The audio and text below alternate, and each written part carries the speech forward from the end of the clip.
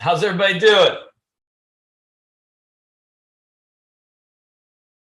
How's everybody doing?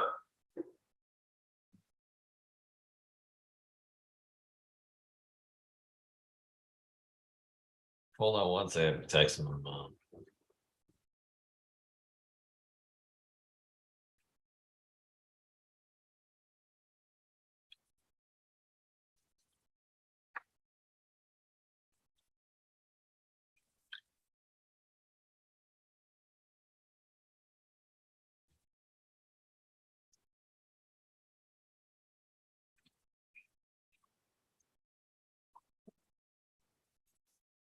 Cool. Hey, good Taru. Morning, guys. What's going on? How's everybody doing? Fucking A. Hey, we got a CPI out today. We got obviously not a pristine number. I believe they were expecting 8.1, and we're coming in at 8.2 or something like that.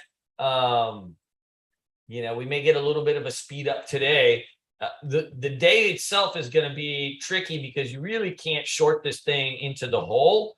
There's no evidence in trading history where, beyond a handful of instances where you open down 3% on the Qs and like you just follow through, for the rest of the day right off at the open.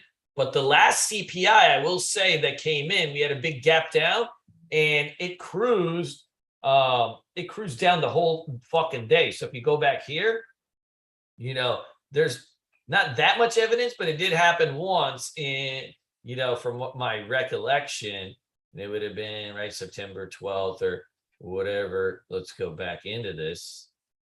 Right. So this would be, let me see if I can get a 5-minute chart that far back. Dun, dun, dun, dun, dun, dun, dun.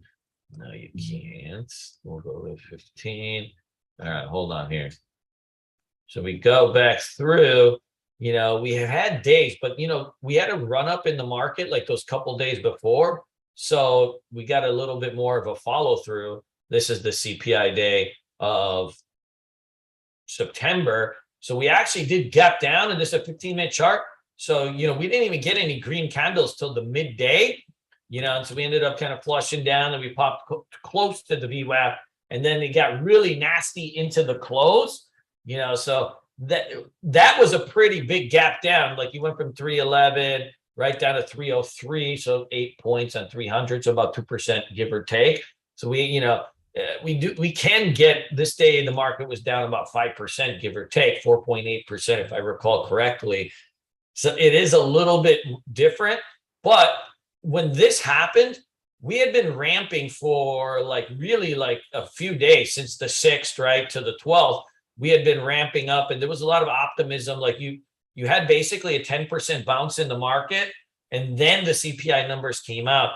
This one's a little bit more tricky because we've been grinding down already for like a week straight, and now we're on day, right, 1, 2, 3, 4, 5, 6. We've already had like 6 down days in a row. So this will make it way more tricky because, you're really oversold. Your stochastic running at like 6, and right, you're kind of nuzzling the lower Bollinger Band. So this makes it infinitely more tricky than this CPI day where you had all this room to like even get down into these lows. So we'll have to see kind of how this plays out at the open.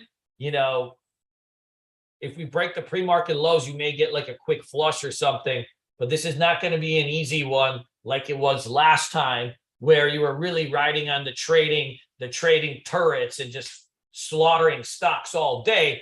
This will be infinitely more tricky. I think also like even trying to do some quick counter trend type of trades is going to be, that's the toughest trade in the book, right? Going counter when you have this much selling going on. So we'll have to wait out the open just a tad and really get a lay of the land of how things set up. Let's first take a look and see if there's any decent PR names. Now, PR plays are supposed to buck the market, and they always have. But the big hairy butt of that is that, when you have a big selling day like this, like who knows really what's going down. we have something like this Lays popping up here. Bum, bum, bum, bum, bum, bum, bum, bum, bum. I don't even know. Search for it. Lays Photonics surges 44% pre-market after saying that Coca-Cola has implemented its first clean tech handheld laser blasting system. Man, it just fucking sounds cool. That's like the thing is, right? Like, that just sounds cool. It's implemented its clean tech handheld laser blasting system. Like, give me a fucking laser blasting system, man. That sounds amazing. I don't know what that means, but it fucking sounds cool. Like, give me a couple of those. I'll take them out to the beach and fucking zap some people. Who knows? Like, it might help you wheel some women, right? You never know. Like, probably something like this. I mean, you could play it. I'm loath to play something like this because it's a risk-on asset. I mean, right? This is going to be a pump and dump kind of thing. I'm loath to try to play this kind of thing today. We really need a bounce in the markets before we do that, but we'll take a look. Everything else that's showing up on the up gapper list are like inverse ETF. For those of you guys that can't short or you trade out of your IRAs and all this kind of stuff, you can use these inverse ETFs to, kind of rip and ride into a short by doing a long, essentially. So like if you're trading in your IRAs or 401ks or, something along that end, that will be, you can use these SQQ. Like you can see they're all right breaking out. Nastiness right now. IMUX, this was a little bit of a runner yesterday, but this thing is frankly just up too many days in a row. Like, I would probably be more leaning on trying to fade this thing at some point, especially if it has one big push into the zone, like you probably get a really easy fade. The thing that's happening with IMUX2 is like it's been rising on lower and lower and lower volumes. So at some point, there's just you run out of buyers, right? Mr. Joseph, will cause these massive sells. People, like traders, institutions, whoever, algos, it doesn't really matter, right? Like the sales are the sales, but like it's everybody. But usually at the pre-market, when you get like these big dumps like this is just algos right here. These algos are just programmed, like, right, as soon as the number comes out, if XYZ happens or XYZ range breaks, they just turn the fucking jets on, and next thing you know, like, you get these big mega penis candles. Usually when you get a big mega penis candle, like that's usually from that kind of action. Let's see if there's really anything worth a damn to play. So these are all just inverse ETFs. You can use all these if you want. You can see this is the small cap TCA. This is a 3X small cap ETF, right? This thing is probably going to break out today at some point. We just can't chase anything into the hole. This is the ultra short for the NASDAQ, right? This is the ultra short for the S&P 500. You can see like everything is getting fucking slaughtered, but that don't matter. Like, we got to have some fun today. We have to just see. We'll have to see like how this all plays out. Let's get our fucking tunes going here first. Like fucking mint. Hey, Daniel, that's a really good list, by the way. Let's see. Dow, this is airlines. All right, so this is all, there ain't nothing on the upside. Let's see on the downside if we got anything. It's going to be a whole hodgepodge of shit. Stay away from small caps today. Stay away from the small caps today. It'll be, you just, I don't know if you really want to get too deep in them today.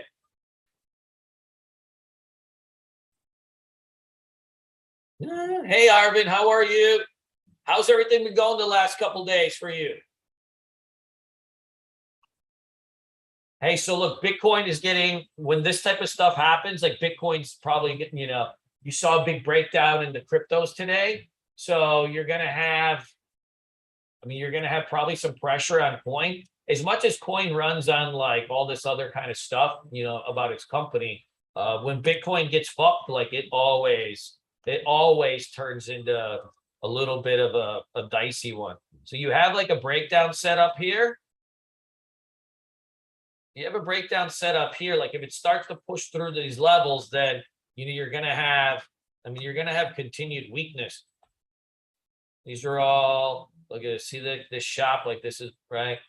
You're breaking down over here, like, and it's, if you go back, right, like it's a big base over here that it's been taken out. That's been from May. These May lows, these May, June lows for a lot of stocks, they're going to be really, really important. They've been holding for months and months and building out bases, giving some semblance of a hope for some certain types of tech stocks. And you're starting to lose those. So that's going to put some additional sell pressure on the market. I think Roblox has a nice level here that we could trade around. If we need to short something, we can go in with a little fucking Roblox live. And guys, they're all going to move the same, right? So it doesn't really matter. Like you can take any fucking stock right now. Sorry for the swearing. And they're all going to move together. So like you can sit there and play the what if game of like, hey, what about Mara? What about this? What about that? They're going to all move together. So the big thing is watch those QQQs, and then we're going to have to fucking shred accordingly. This is going to be some fun today. There's Roblox. I put an alert right over here. Roblox always gets dusted too when these things happen. Now, it was fucking strong yesterday. I don't know what the heck was going on, but that's going to be something to keep an eye on too. Frankly, if we needed a reversal, that might be something also. You can see this is TNA. Oh, you dirty boys. I know what you're thinking, but not that. I'm talking about the ETF. Oh, you lonely men in Discord. You got a breakdown over here. Lonely Indian men in our Discord. Hey, Mason, the small cap setups have been knifing all over the place anyways. For every good one that's been working, there's fucking 10 that have been just knifed, right? Where they're like, are popping up into breakout and then they just go bam. Now, if you're shorting them, you're probably making a lot of money on them. But if you're longing them, it's not really, it hasn't been anything. This is a breakdown setup here too. You can see this is Donkey Kong, DraftKings. I don't know why we call it Donkey Kong, but we always have. You got a bear flag setting up over here. This is probably about a 3-day base. You had an inside day yesterday. If that takes out 1260. Now, the key is, look, when you are day trading and you have levels, right, on the daily chart, just because you break under a level doesn't mean you take a short. You still need to wait for an intraday setup to actually take a trade. You have to align them. Because if you just have one without the other, then that's when your day trades get fucked, right? So you got to be a little bit careful with that. What you want to do is have an assortment of intraday setups, ORBs, quick pullback buys, VWAPs, so on and so forth, and then align them with what you see on the daily chart around those levels. And when you marry them, that's when you have like really fast moves up or down. So that becomes really important. Just because you knife under a level on the daily chart doesn't mean you necessarily take a trade. This is the ARC Nation. You can see the ARC Nation is breaking below its May and June lows. It's been holding for a while. So the ARC Nation is also getting fucked. There's an opposite of ARC Nation called SARC, right? And so this is the opposite of the ARC Nation. And so you can start to see this thing is starting to trend. So, if you wanted to short the ARC, you got a big breakdown over here. This is Kathy Johnson's ETF. Kathy Johnson, the legend. Boy, she's a gilf too. I almost hate shorting it just because, you don't, a beautiful woman, like you don't want to treat her like that, right? Kathy Johnson is a gilf, and you got to always give that respect, right? I know Tarun would be all up in that. You got big breakdown over here. This is probably something, later on, if we need to take it down, we got a level over there.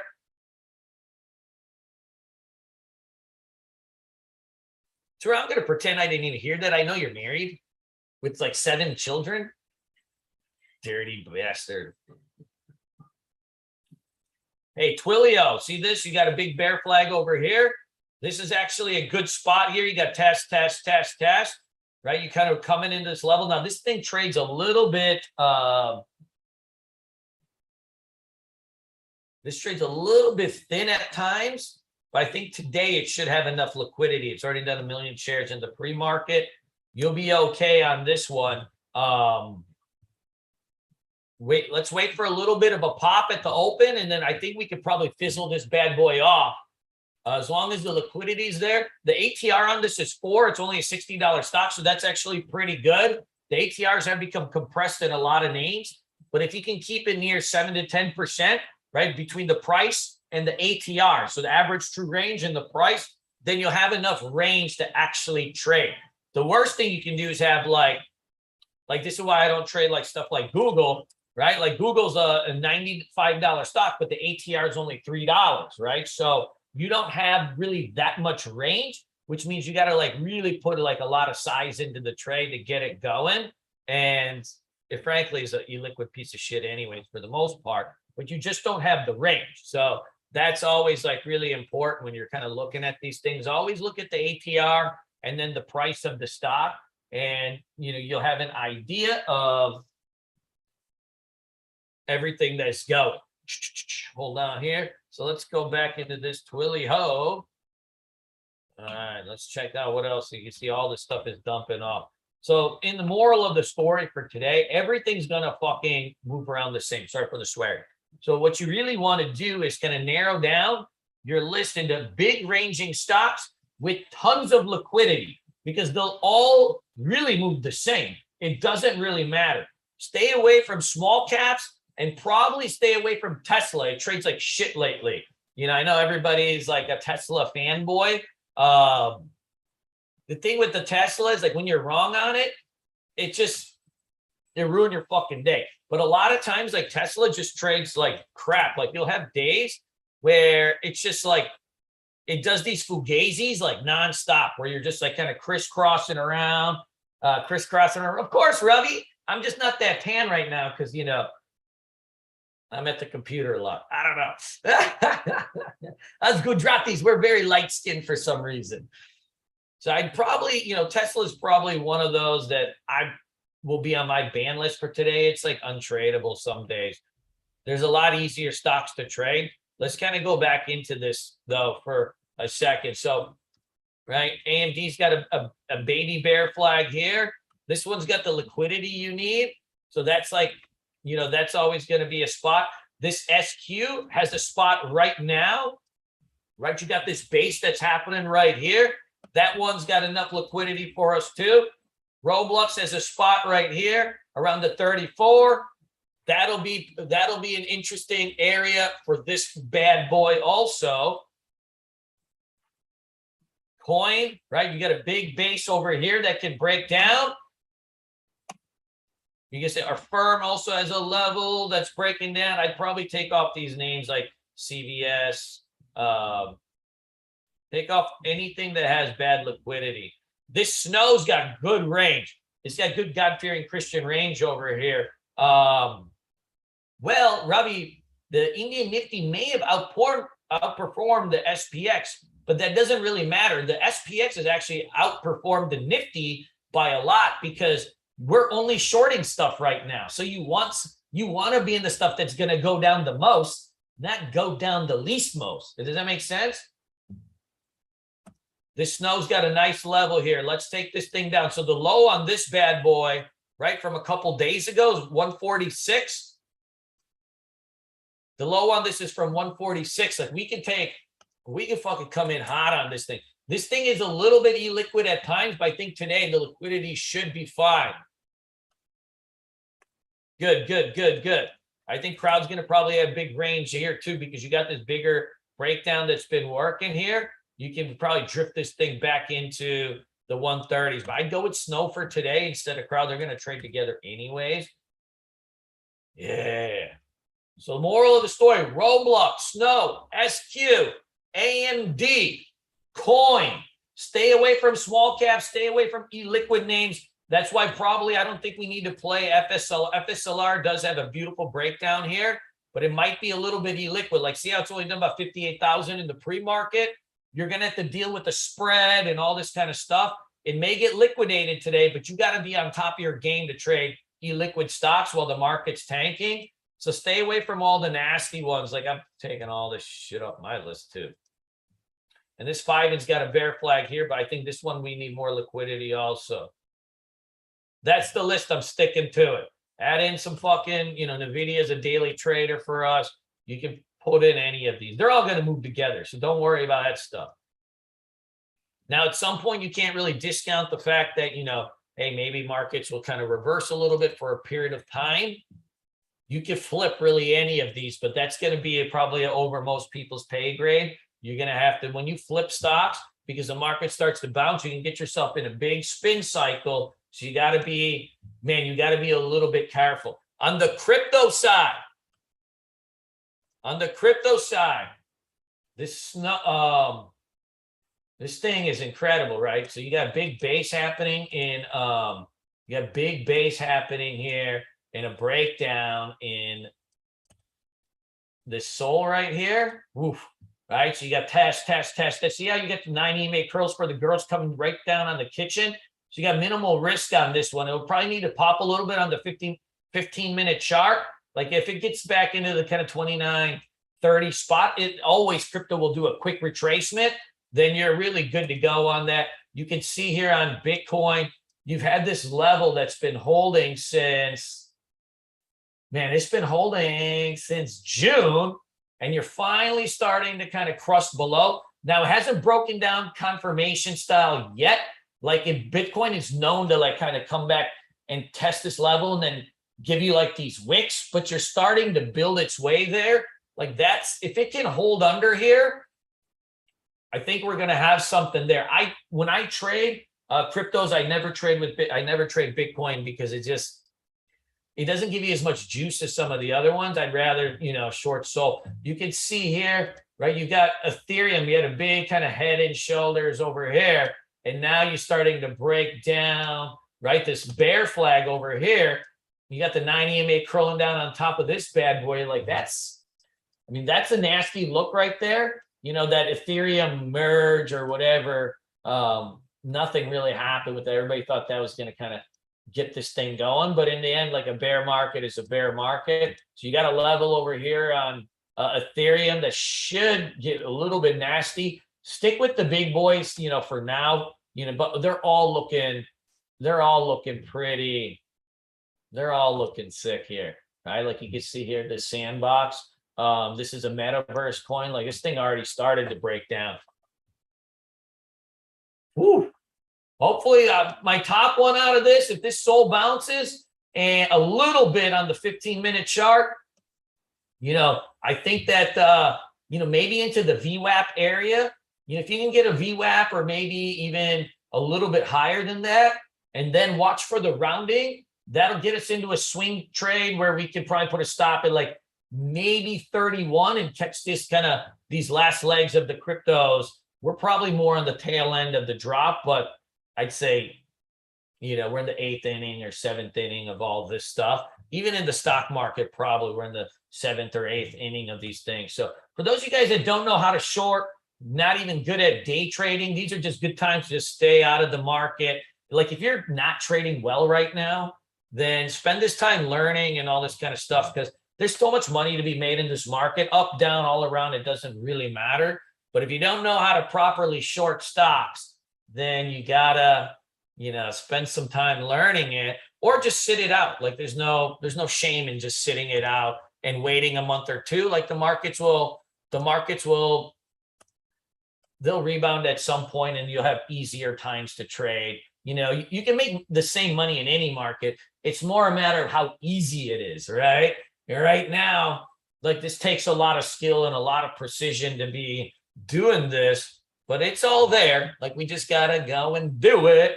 And if you can't, then just chill for a bit. Probably, once we start into the new year, you'll probably start to see a little bit of a rebound in some of this stuff.